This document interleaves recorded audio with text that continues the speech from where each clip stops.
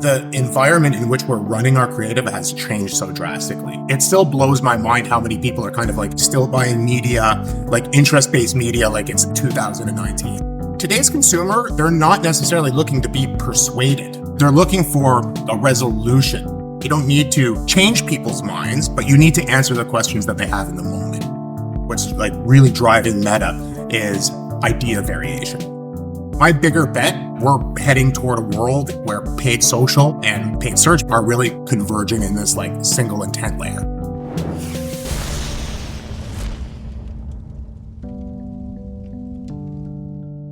This episode is brought to you by Contentful. Marketers, you know that feeling when your creative clicks, when that social post sends engagement through the roof, when your outside of the box campaign hits ROI positive, when a personalized homepage turns prospects into customers? It's utter marketing bliss. Contentful helps you create tailored omni-channel experiences without working overtime. No stress, no limits, only possibilities. Get the feels at contentful.com. It's all killer, no filler. I'm Eric, and I am here with Pilothouse's VP of Brand and Performance, Daniel Sendecki. Welcome to your first episode of the All Killer, No Filler DTC podcast. Eric, thanks for having me. Super excited to be here. Let's get going.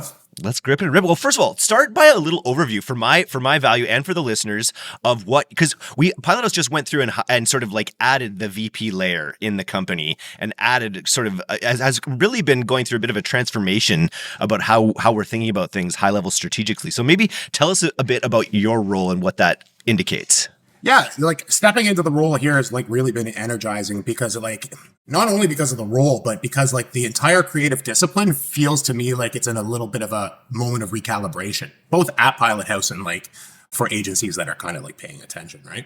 So the thing that I'm like trying to build at Pilothouse is a system where like the creative is working at two levels simultaneously. Like one is like one of those things like the traditional, like the things that we traditionally associate with like brand creative, like that kind of like emotional craft, the story, the texture, voice feeling. Like I came up in the traditional agency world where that like mattered deeply as far as creative goes, and I still believe it does.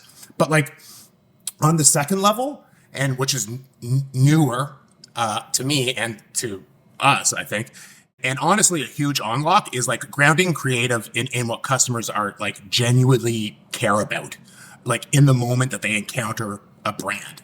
Like not in an abstract sense, but I mean like the literal things, the literal questions that are kind of like sitting in their head at the point of decision. And honestly, this matters now more than ever because like the environment in which we're running our creative has changed so drastically. Like it still blows my mind how many people are kind of like out there, like still buying media, like interest-based media, like it's 2019, and like platforms like Facebook haven't even updated like their interest graph meaningfully in such a long time. Like you log into the Facebook app 6 years ago, liked a tiki bar and quit drinking 3 years ago. Like, you know, you've got entire targeting categories full of people that these interests aren't relevant anymore. And like Meta's been quietly deprecating all of those targeting options for a long time because they know they don't work. So like the real shift, like everyone is missing, I think, and I'm using Meta here as an example, is like they really went all in on AI. It's like it's not about clever targeting anymore. It's like basically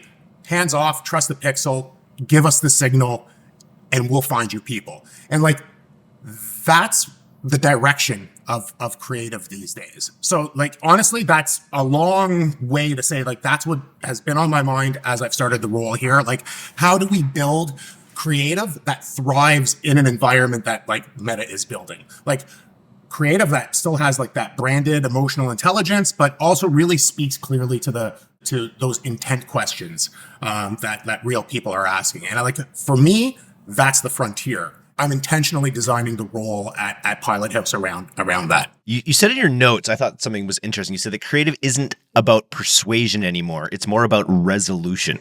Can you dive into what you mean by that a bit more? Yeah, like, I mean, historically, I think creative, like Mad Men era, like creative's rooted in persuasion, right? Interrupt, very interruptive, like impress, convince. You made a big campaign, you spent the big bucks, you bought yourself some reach, and like you hoped that it would shift perception. But like today's consumer, like they're not necessarily looking to be persuaded. Wait, they're looking for like a resolution. They're working against like actual friction points and like little anxieties they have like all day long. Like, hey, will this product work for me? Like, is it truly worth that money? Like, is it going to solve this problem that I have? Like, what if I choose the wrong product? Is this for me? Like, those are like the key insights. Like, and so when you're starting to like target, like doing that kind of like filtering, creative, like it can't afford to be generic anymore. Like now that AI is doing a lot of the filtering, creative itself has to be very, very specific. Like it has to start doing the sorting. Like, and that's why like broad audience doesn't work with a broad message ultimately, right? It works beautifully though with a very specific message, because that very specificity kind of gives the algorithm like a little bit of fingerprint. So like this is like a shift from persuasion to answering questions that is recognizing that you don't need to change people's minds, but you need to answer the questions that they have in the moment. And that's where creative wins now. And I think that that's where creative fits. Super interesting. We've always talked about Google and the Google Ad Suite as more or less like an intent capture platform, where you already have this latent intent and you're just putting the search terms in front of the right people who already have these intents. Whereas Meta is more of an intent generation engine, where you're sort of like, it's funny, I find myself going on Facebook now just to like look at clothes. Like Facebook is kind of like my shopping experience now in some ways, because that's where I clicked enough stuff there. Like I don't go to the brand's website, so I just go to Facebook because I know I'm going to see all those ads there.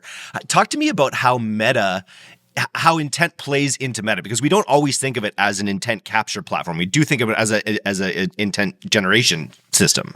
Yeah, you know what? So like, and to be fair, like the Meta platform is changing like significantly quickly, and I've always kind of looked at Google before Meta, like in terms of like where customers are expressing kind of like their frustration or their desire. So like I'm reductive in this sense, in that like I like to defer to search as like a proxy for what people are looking for intent wise on Meta. And I like Google especially because it is very private, zero social pressure. You're not kind of like performing for anyone. You don't have to posture. It's just you and the truth. Like your search history is the one thing that you're going to never share with anybody else, right? You're going to take it to your grave. It's like the largest, most honest consumer data set. So like to that end, every single query is a question that someone cares about. So I like mining kind of like the Google side of the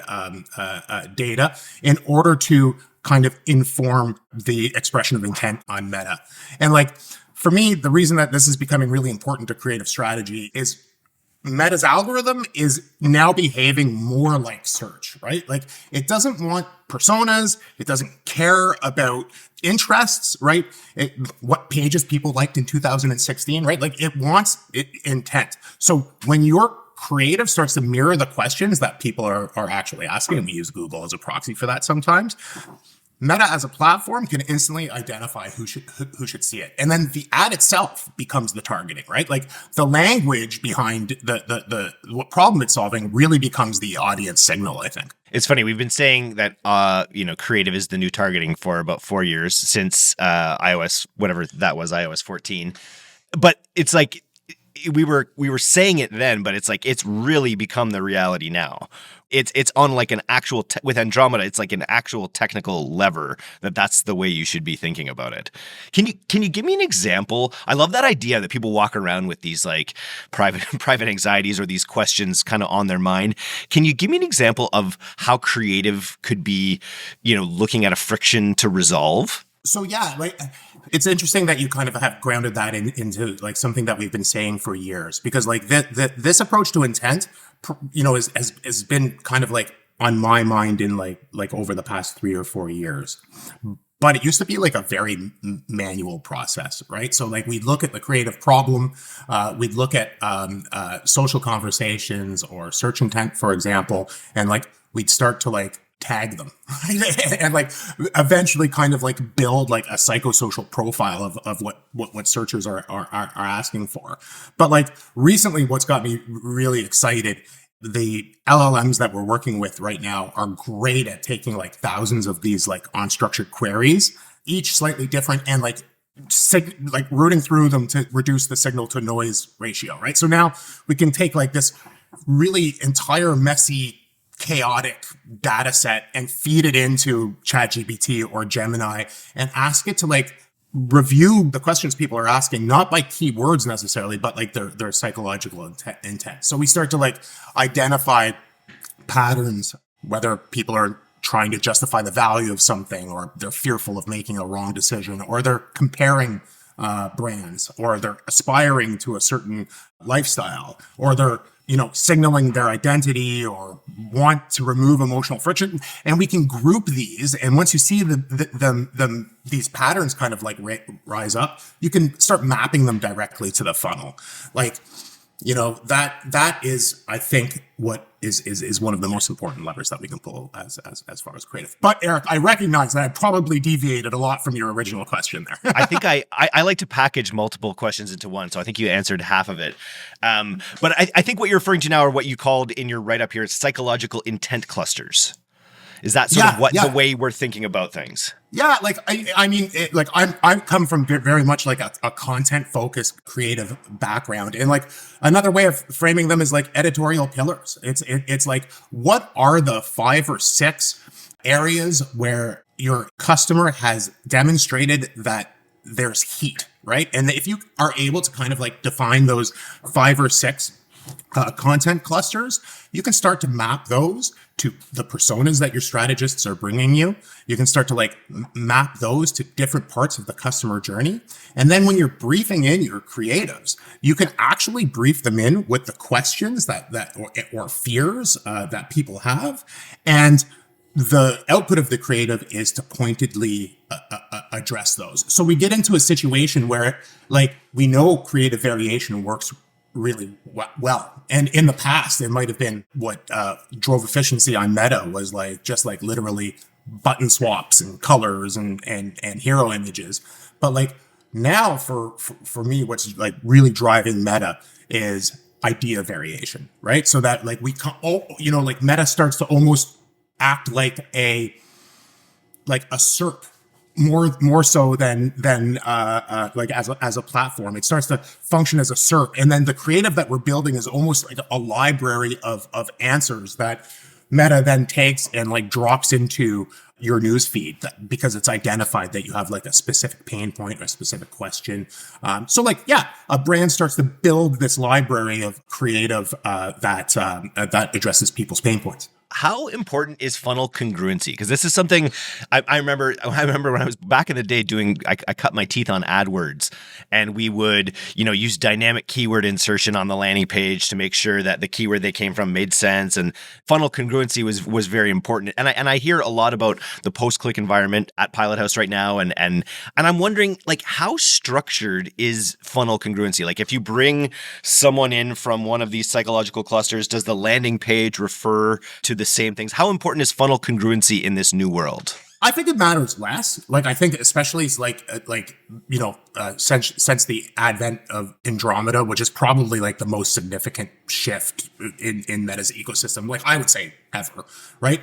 They're a matching engine now. So like and they match like the rather messy customer journey that we kind of all undertake. So like, I mean, we love to look at a linear customer journey, and some of the more daring agencies among us might like talk about like infinity loops and whatnot. But like at the end of the day, Meta is going to like message match the right person in the right moment, right? And like that's the future. It rewards specificity. It rewards kind of like actually answering the questions that are put out in front of you, and then it rewards that intent alignment. So to answer your question, I think it matters less these days because the AI is helping us categorize and sort that than it did in the past. I think what matters now is like, I mentioned this earlier, more of a focus on idea variation, so that you like essentially start to build a library of creative that addresses different parts of the funnel, that addresses different pain points along those points of the funnel, and that you build like this repository of creative that Meta can then drop in at the right moment. So we can be a little less intentional about the creative. It doesn't necessarily disqualify or mean like post-click matters tremendously from a conversion sense, but from a generating awareness and like building consideration, Meta does like and again, I'm focused on Meta here, but Meta does a really good job. And presumably ChatGPT is going to do a very good job in the near future of that. And Google, we know, has always done a great job of it. I like it. So yeah, if you're thinking about these, because I think if you were thinking about it in these sort of discrete angles or funnels before, you'd find that like 90% of them would never get used. Whereas now, if you do it right, it paints this cumulative picture in a way where creative, it like accretes in a way to be like, oh, I didn't think of it from this angle. And it's a way to just kind of complete the picture of someone's intent through all these different pieces of creative that kind of tell different parts of the story. Whereas previously, if something, it wasn't as cumulative. It was like, does this funnel get them to conversion? Yes or no? Whereas now it's sort of like this cumulative effort. Does that feel accurate? I think that's accurate. Like, you know, the simplest way that I've kind of expressed like the way that the creative economy works on platforms like Meta now and across LLMs is like intent comes in. So you like search questions that people are asking, show us what people are looking for, the answers they're looking for. Then we can take those insights and we can structure them, like take these questions and build like psychological patterns out of them. And then our job as creatives is creative translations, like turn those patterns into like those creative answers that are expressed through like that brand craft that are still aligned with the brand. And now you can kind of then push it into the platform to be routed. And like the algorithms on these platforms are going to identify best who these answers belong to. And like, that's the loop. Like it's clean, it's scalable, it compounds. And it means that like creative is no longer like just an output, but it's like that kind of operating system that connects with like human intent. Can you tell me a little bit about how you coming onto the team has led to the sort of restructuring or thinking differently about how teams within Pilothouse kind of function?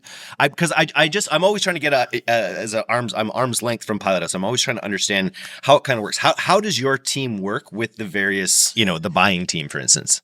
Here's an interesting one in terms of like the buying team, like, and I haven't explicitly discussed this with like our div heads and like at Meta and Google and stuff like that. But like my bigger bet, like we've discussed, is like that we're heading toward a world like where paid social and paid search, for that example, are really like converging in this like single intent layer.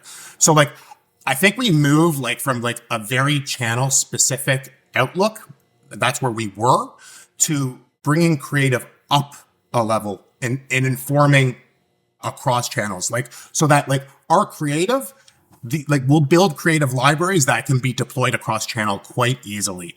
Like I had mentioned, that act more like SERPs, multiple answers competing for relevance. And like those platforms will infer the intent, not the target demos. And then creative teams, like the creative team itself, will operate more like an insight engine than we have in the past, like which has been more like just like asset factories.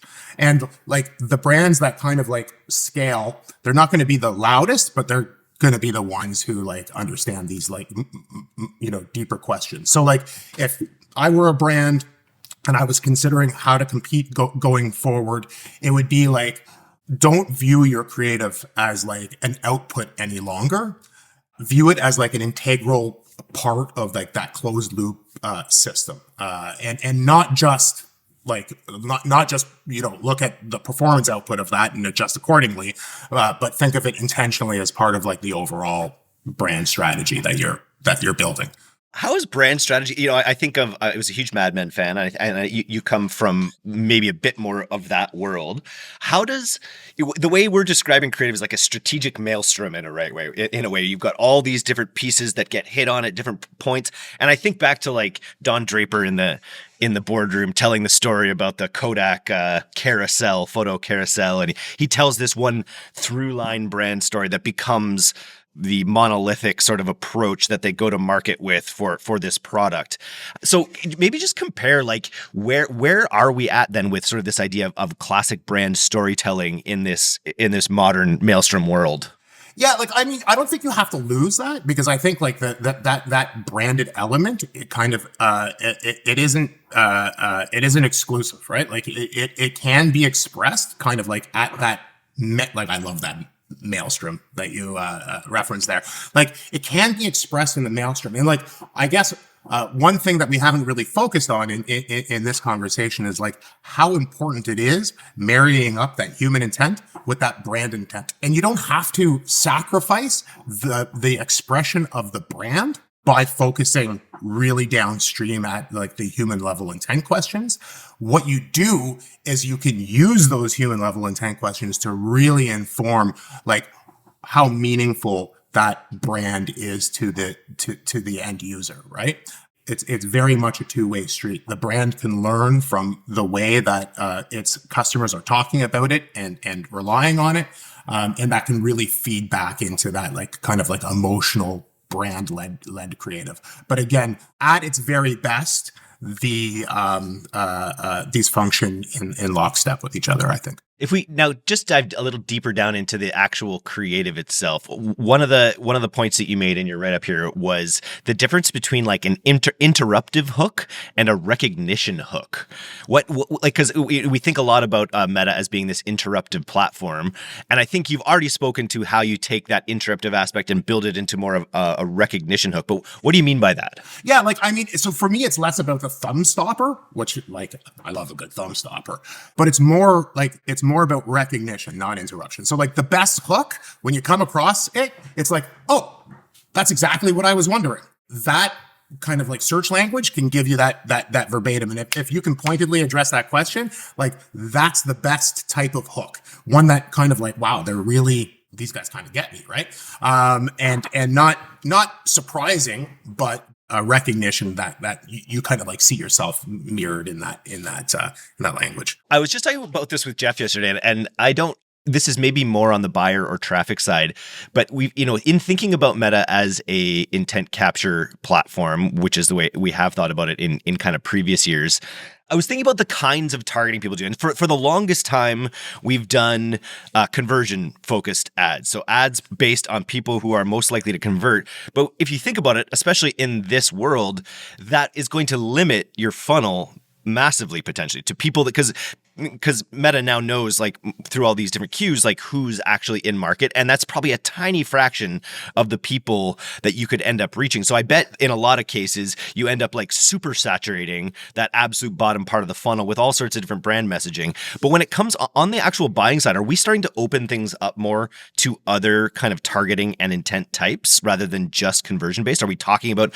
traffic campaigns or other things that are higher in the funnel? Yeah, like I think like, instead of saying like who should we target, like Meta is kind of like now asking like what is the right message that fits this person right now, so that when we're building kind of like this repository of creative, like we're very intentional about strategically focusing on the parts of the funnel that matter to the brand out of the gate, but with a focus on kind of like building a very fulsome repository of creative that can be drawn on.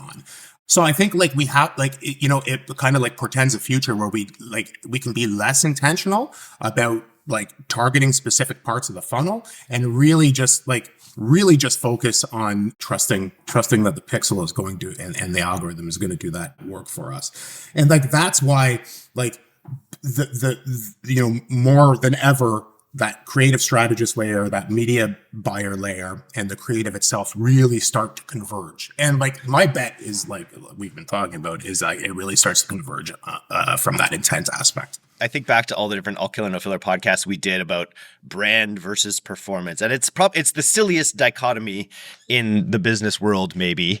How do you think about blending brand and performance? Yeah, like that's like my favorite misconception, and I think like you and I kind of get the sense you and I share the same take on this. But like intent, like that doesn't kill brand, right? Like intent strengthens that brand, because like ultimately it forces clarity, right? So brand is really built through this kind of like repeated, consistent answers to meaningful questions.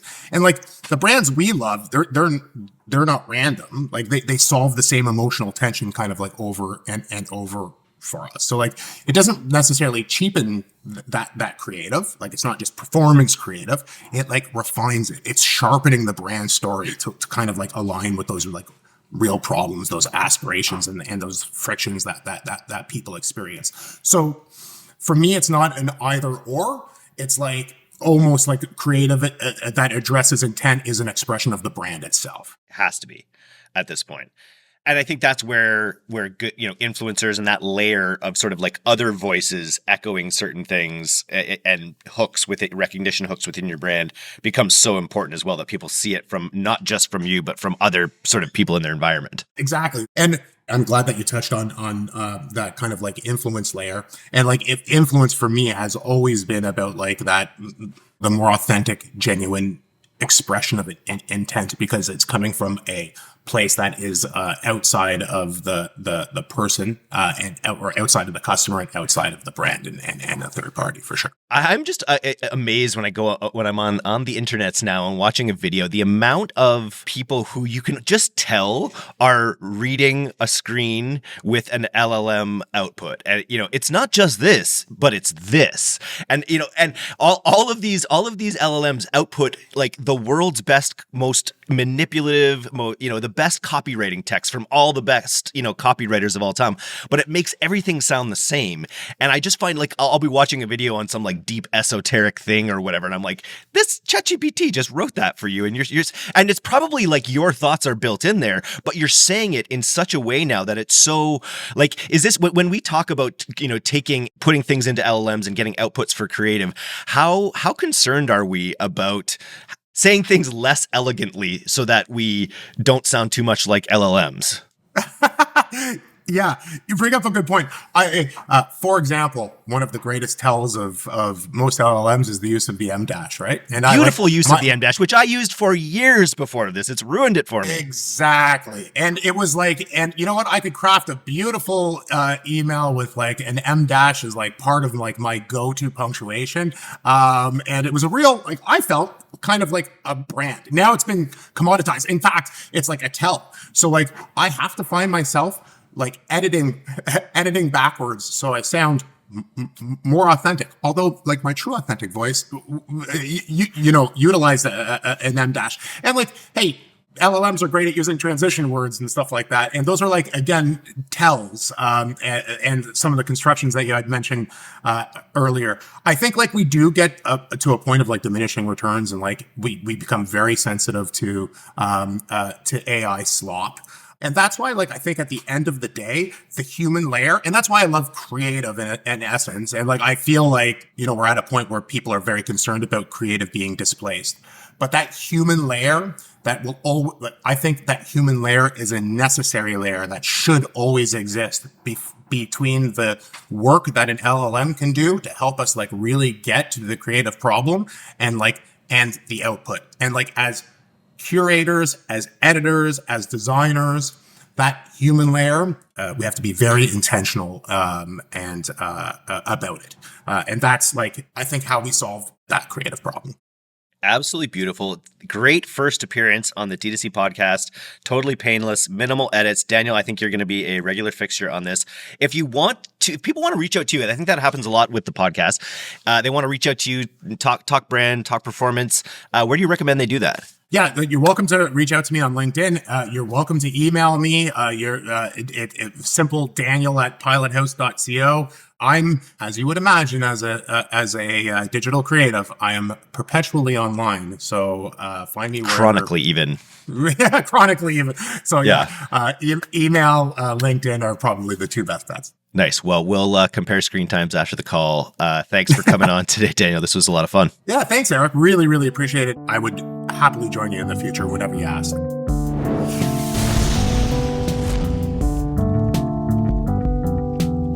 Thanks for listening to today's episode.